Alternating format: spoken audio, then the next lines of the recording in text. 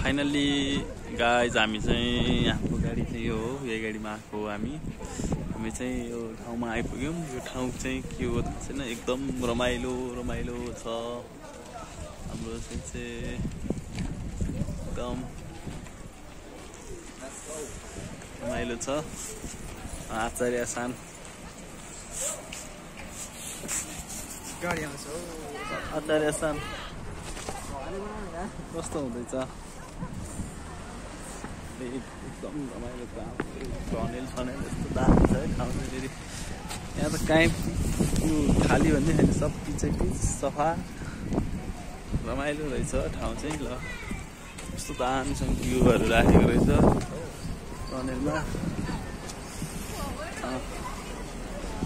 है। हामी त यसरी जाँदैछौँ साथी हो।